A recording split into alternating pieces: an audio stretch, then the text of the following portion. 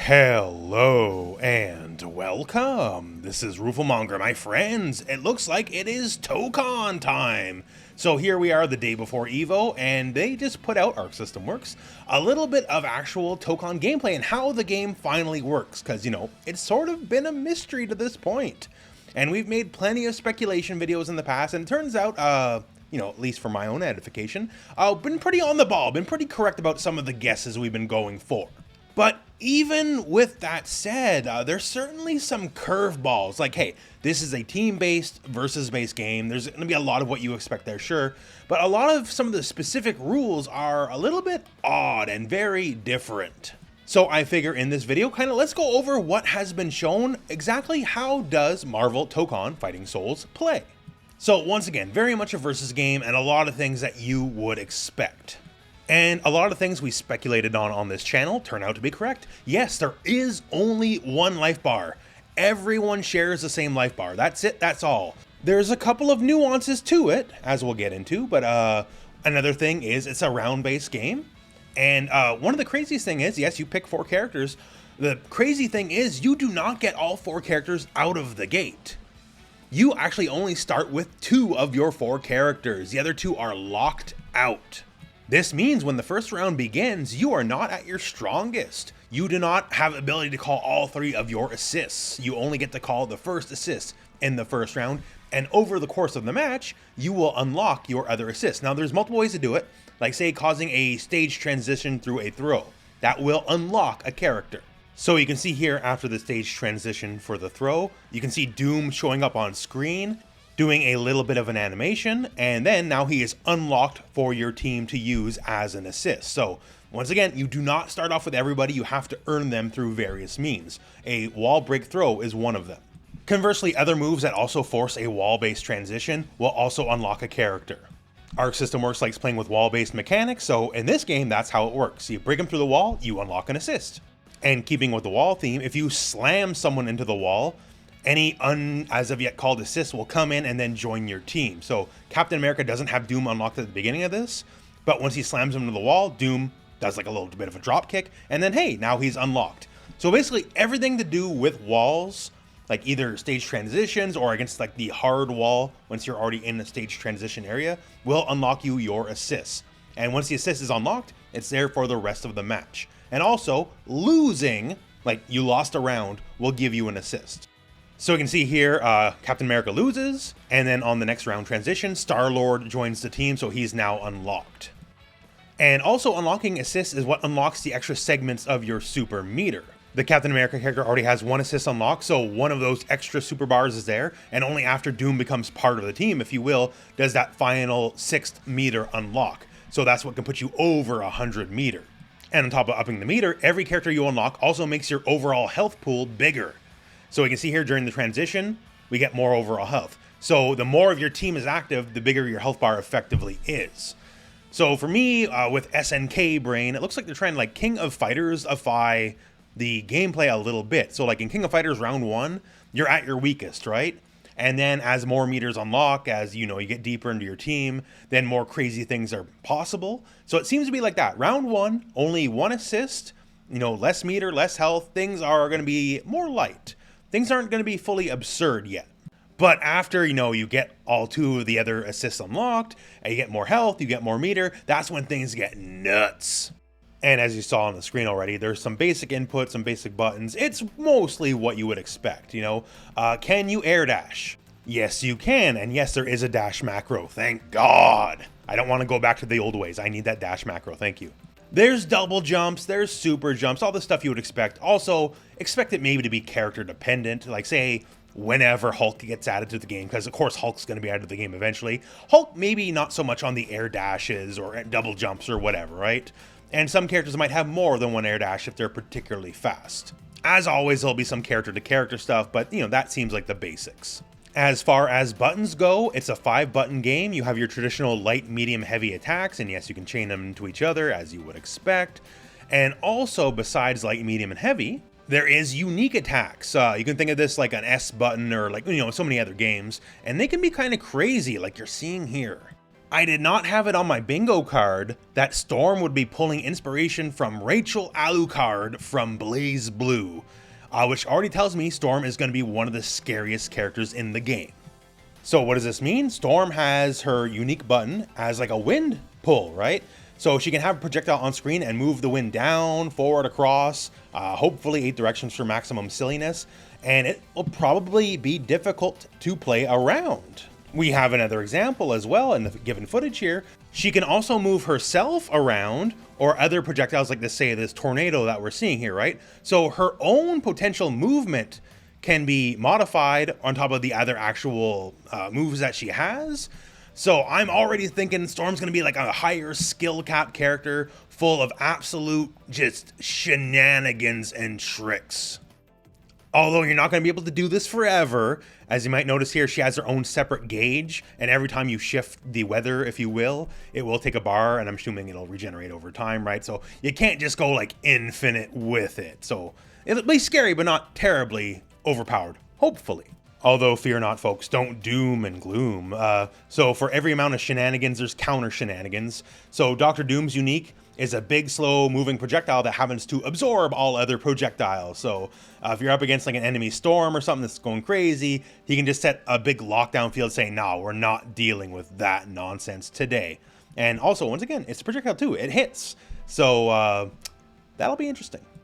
Cap has all sorts of unique shield bounces, and it can modify how they bounce depending on how it works. Tony has projectiles. Looks like Miss Marvel here has some sort of bionic arm. Seeing this kind of movement out of the gate tells me like she's already going to win over a certain few amount of players. Star-Lord has an elemental gun, and you're allowed to switch up the elements, so you can get different effects like a freeze or damage or whatever. So think of these as like traits. These are unique to the character. They're not necessarily the special moves. Special moves are something else entirely. It's just something that the character gets to do that's fun for that specific character. Skills are your special moves. And now, to allay any fears, yes, there is easy inputs, okay? Easy inputs are in the game. That's the quick skill button. You do not have to use the quick skill button if you do not want to use it though. If you do, great. And doing like quick scale plus other buttons can like modify things. Like say quick scale plus heavy will give you an enhanced version of the move. Enhanced versions of the moves take meter. So it's not free, nor should it be, right? Because, you know, yeah, EX moves are EX moves. But if you do not want to use the easy inputs, there is proper motions. You can do quarter circle forward, quarter circle back, light, medium, heavy, whatever, or dragon punch motion. It's all there. And also, you do have rewards for using the proper motions, as they will do more damage. Now, if a move has like a specific reaction check to it and you need it as fast as possible, yeah, use quick skill. Sure, why not, right? But otherwise, if you want to use motions, use the motion, get more damage. Much the same for super moves. You can use quick scale and other buttons, or you can do the actual motion and you will get more damage for it. And also, your basic super will take 50 meter, and your big boy supers, because you always need a big boy super, right? That will take 100 meter. And to keep track from before EX moves take 25 meter. So this is why you want to unlock your extra characters fast, right? Because you want to build even more meter. You can do a super and then say an ultimate after, or an EX into an ultimate after. If you have more than 100 meter, your options get very advanced. And there's also this called link attacks. So link attacks are basically auto combos from what I can infer. And they're auto combos that scale up stronger the more assists you have. At least that's what I'm assuming, because here you have a full team unlocked and then everyone else comes in to join the combo. So Mash Light, a little bit of a team-based auto combo flavor. You know, there's always going to be auto combos. Will remain to see how optimal it is. If you use medium auto combos, you'll end with a regular super move. And if you use the heavy auto combos, then you'll end in your ultimate attack. So, you know, auto combos not for everybody, but you need something for the beginners to look a little cool, look a little flashy. So mash heavy, get a cool cinematic. Sure, that works out, I suppose. And the game from this makes it very clear you're allowed to like mix and match, right? So you can start with lights, then chain into a medium to get an EX for the auto combo, then go to a heavy, and then you'll get the ultimate attack. Now, of course, other mechanics, the launcher is a versus game. You need a launcher. So down heavy, and we go upwards all the way to the skybox. And, you know, if you've already played versus games, you understand the concept. If you only know, say, Guilty Gear, think of it like a dust launcher, right? A little bit of a cinematic. You get to air combo them a little bit, and then you get to spike them down to the ground. Down heavy specifically is a spike, and forward heavy will cause a stage transition, and hopefully unlock an assist for you. And hey, speaking of assists, so It's pretty basic on its face. You have a dedicated assist button, and you can hit forward, down, or back and assist, and it will call the appropriate slot for the character. Simple enough, makes sense, right? And yes, this is an active tag game, so when you call your assist, that's the time to tag. You're allowed to tag either as they come in, so you can just call the assist, tag real quick, just hit the same button again, or let them do their move, wait a moment, and then tag out after the fact, and then your fighting soul, the orange spark, will switch over, and that's the new active character. And if you called more than one assist, then it's only the second character that you can tag into. And as we talked about in previous videos, everyone has multiple assists. So the kind of assist they have, you will determine at character select, and it's fixed. So for the duration of the match, it can only be the one you picked. You can't switch out mid-battle, but everyone will have multiple kinds. And apparently some characters will have air versions of their assist if you happen to call them in the air. That's actually pretty cool. I dig that. So here's where the team building stuff matters. So the slots are fixed. The first assist is always going to be your projectile-based assist. So that's going to be the first character you have unlocked on your team. The second assist is always going to be the vertical-based assist. So it's going to be like an anti-air, an uppercut, or some sort of defensive move.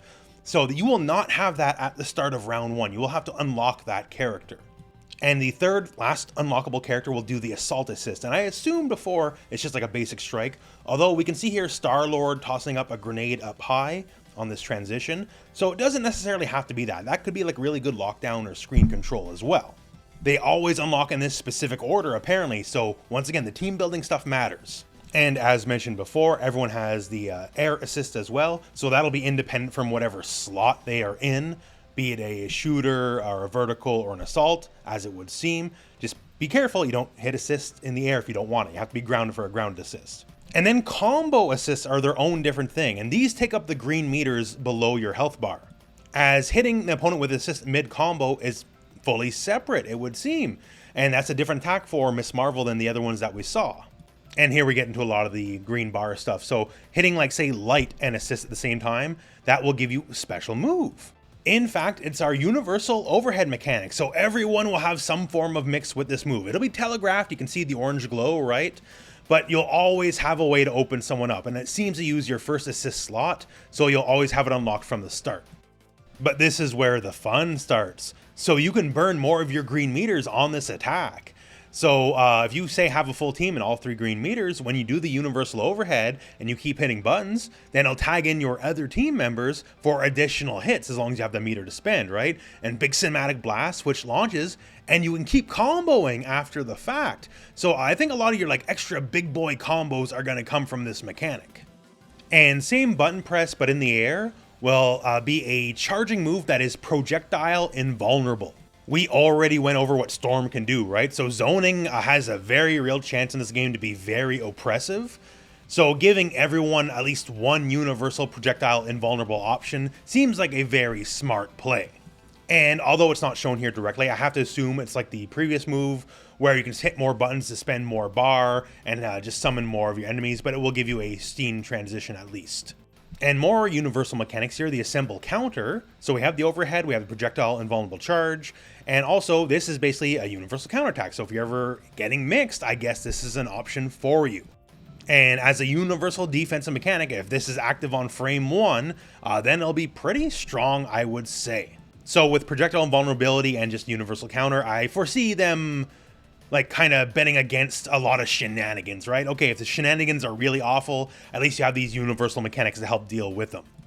In this little showcase, they also go out of their way to show that this will also nail projectiles, not just physical hits. So once again, hopefully betting against like zoning being a little too crazy. Although I wonder, given the animation, that they at least have to be mildly close for this to trigger. I can't imagine Cap zooming across the entire length of the screen to counter a projectile, but hey, who knows? Who knows? We can only go by what we are given. Only works during the backdash part though. They do stress that in the video. So if you can call it out, then hey, it's a free combo for you. So lots of defensive uses for your green bar, but also more offensive uses as well, because this is a versus game. We want to super into super into super, right? And that's exactly how you do it. Call your assist button at the end of a given super. It'll take another 50 meter and you'll call in the next person. And so say if you have your full team unlocked, you have 150 meter, you can go into super, go into another super, and then go into another super. Like, this is how you're going to be ending rounds in a very big way, I'm sure. And that would take at least 2 of your green bars and 150 meters, so it's not going to be cheap. And this is a very mechanically dense game. We have the crossover, effectively an alpha counter, if you will. So you can spend your green bars, hit light and assist while you're blocking, and cancel out of the block stun, and have your tag partner come in and smoke them. So very powerful on its face, for sure. Especially because they have no chance to recover. They're locked into the animation that they're in when they hit the button. They are seemingly kind of screwed, although, since that's strong, there is counterplay. If while they are doing that move to you, your crossover, and they cross over you back, your assist will come in and basically block the hit and cause a crossover reflect. And of course, this also takes meter as well, right? So this almost seems like Injustice in a way where like you have a mechanic that is very strong on bullying people and their meter. So if you have a meter, they can't do this for free because it would seem very strong otherwise. But if they are out of meter, that means they can't stop you. That means their offense is going to fall dead. If they're attacking and do not have the green bars to do the crossover reflect, that means seemingly they have no way to actually keep real offense going. And to keep that in mind, if you reflect with perfect timing, then it actually just becomes your combo, as we can see in this example here. So gonna go on offense, call the crossover, and then a perfect reflect happens and they get smoked. As you can see here as well, it actually knocks the assist character into the other character. So they bounce into each other, and then they actually take damage, gray health damage and true damage, it looks like. So this whole mechanic, since it has very strong and obvious counterplay, once again, I think is only for, I have green meter for the crossover, and you have nothing to stop me with it. So we're saving it for positions like an effective burnout, right? I can bully you now with crossovers, and you can't do much because you have no green meter to stop it. That's my guess anyways. We'll see how it plays out. Looks like you really don't want to get hit by that perfect because it also locks out your team gauge entirely, right? Like, you're disassembled. Nice little Marvel reference there. So yeah, this seems like a really messed up mechanic in so many ways. So all in all, very interesting stuff. I think you would agree. We went from knowing basically nothing to now having a very good understanding of how the game works. And a lot of the universal mechanics seem to be very strong, and that seems to be a trend in fighting games these days, where they're just kind of buffing the universal mechanics to help mitigate character-specific stuff being a little bit overwhelming. Still leaves us with a few questions though, like say your point character. So the point character, what assist does the point character get? So we have projectiles, vertical, and assault, sure, but what about the main character? Like, they're not always going to be tagged in, right? And we still don't know what that means for them. Do they just get a generic assist, or do they not able to be called assists at all? That I sincerely doubt. Like, it can't be a dead character in that way.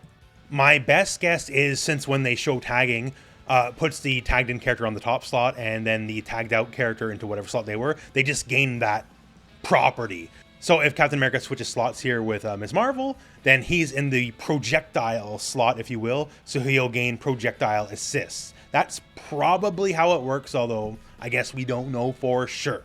Which would mean then, if it is the way it works, that means whatever assist you pick at the start, a character could change their assist mid-round. Because if Cap switches with Ms. Marvel then switches with Star-Lord, and then Star-Lord switches with Cap, he would have moved out of the vertical slot, then shuffled into the projectile slot. I don't know, my brain's breaking now just even thinking about it. We'll figure it out when we get hands-on time.